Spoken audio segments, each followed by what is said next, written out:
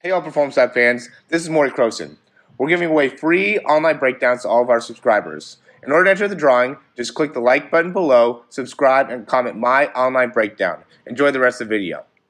Hey, what's up everyone? Morey Croson here from the Performance Lab of California, and we got another breakdown for you today on Zedrick Woods. Zedrick Woods ran, as you see here, a 4.2940, the fastest 40 in the combine this year. So of course we got to do a breakdown on the fastest guy. Anybody that runs sub 4.3, by the way, is just absolutely flying. So what we want to do is, just like usual, we're just going to give you more information about how you can maximize your overall sprint. And just real quick, I'm going to bring up, I don't want to take too much time here, but I do want to bring up his overall numbers so we can get a good understanding of where he's at from a height weight perspective. So he is 5'11", 205 pounds, and again, he ran a 4.2940. So let's go and see how this thing, how he goes here, how the start is. So, big thing that I'd say with the start that's huge is being able to see how well he drops his hips like that.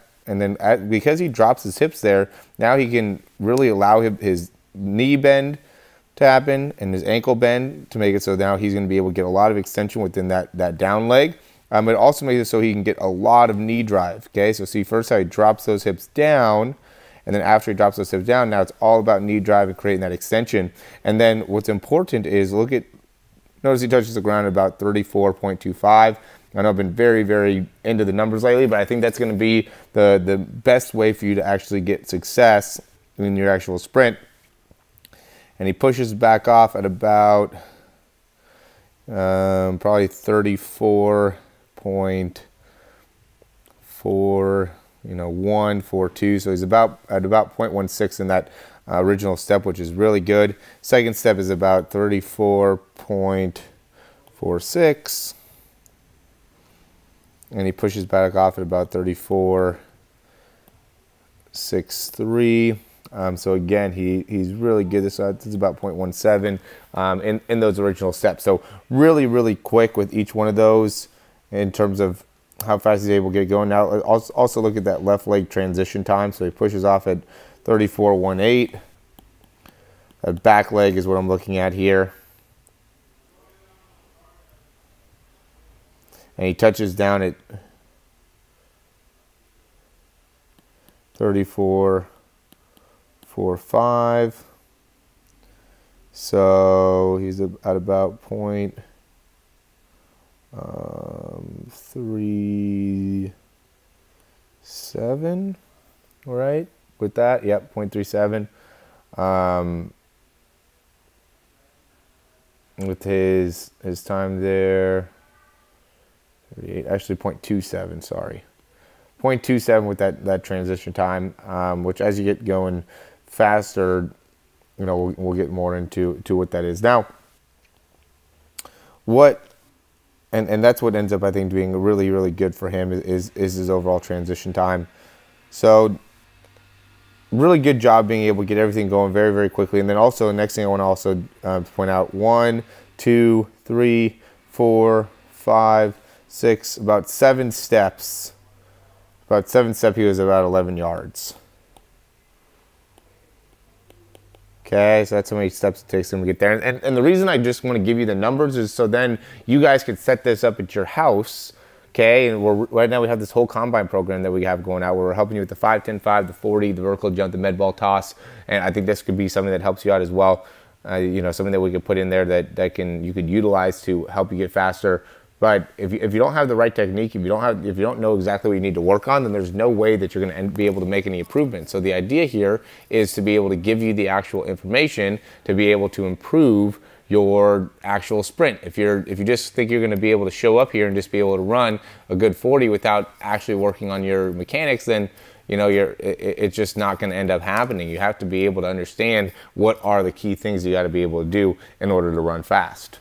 All right, so with that being said, we'll keep on going here. So it takes about 7 steps to get to that first 10-yard marker, and then when you get to the 30 yards, let's see what his numbers are. So first thing, it seems like everybody that runs the 40, their heads when they touch the ground,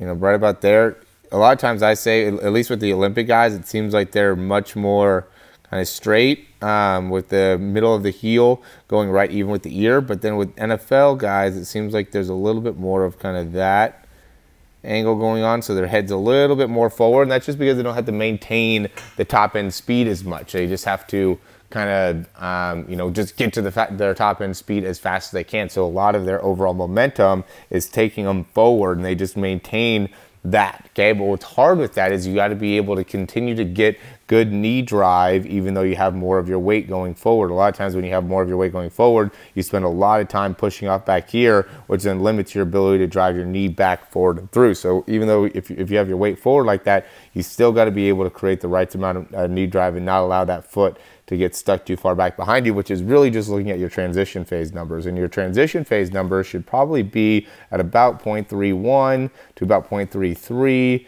or even under 0.31 if you're like 5'10 or 5'9. You got to be under 0.31 with that transition phase time or the time spent off of the ground. So if we look into that here with him, transition time, let's look at that left leg. So this is a 37.50. These are seconds, by the way. I know it's probably late to say that these are seconds, but 37.50 seconds on the left leg, and then touches back down somewhere in there at 37.83. So he's actually at about 0.33 on that left leg. Right leg, 37.68. This is when he pushes off. And then touches back down at about 38.01, which is to, again, 0.33. All right, so he's right in that area, right, 0.31 to 0.33. So he has a really, really quick, you know, transition time, and that's where a lot of this ends up coming from. Now, I would say with the 0.33 transition time, he's got to be under 1.1 seconds with his contact time. So if you look at that right foot, he's touching at 38.01,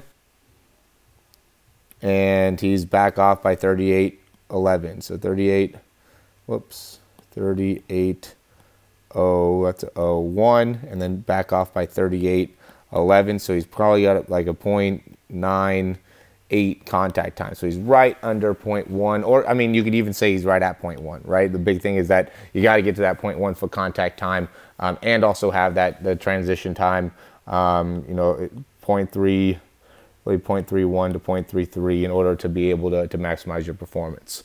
All right, so very, very straightforward here. We're getting better and better understanding exactly how much time you should be spent off the ground, how much time you should be spent on the ground in order to maximize your 40 based off the height. I would say if you're a little bit taller, you can spend a little bit more time in your transition time. So you maybe can get up to 0.35 with your transition time, but you got to be able to pick up a lot more distance. You got to be able to take a lot less steps in order to, you know, really run quickly. But, you know, a lot of these guys are in the same kind of category. I mean, there's going to be a little bit of difference from one guy to the next in terms of how much time they're spending on the ground or how much time they're spending in their transition. But, you know, we were pretty much able to predict where he was at just because, you know, that's how all these guys are at. It's a very, very rhythm and timing based in order to be able to maximize your goals. Now, if you're going to any of these combines here in the near future and you're looking to try to get faster, looking to try to get some more information, then this is our program, only 70 bucks. I mean, you're probably paying $30, $40 to go already. So, you know, for a little bit more, you can actually get the really good results that you want. And it's we have 30 workouts in there. So it's about $2 a day, and it'll completely transform how you're able to perform as an athlete. So I definitely think that would be a big thing for you to get going and get interested in doing. So, yeah, if you have any questions, you can always reach out to us, or there's a link in the bio. You can go and click the link and get started today. We'll talk to you. Thank you so much for watching this video. I hope you really enjoyed it, and if you did, you can subscribe down below, and that way you can get updates on any of the new videos that we get. Also, if you want to, you can check out some of our other breakdowns for speed and throwing. We have exercises, also jumping mechanics videos, a lot of great stuff within our channel. Hope you enjoy.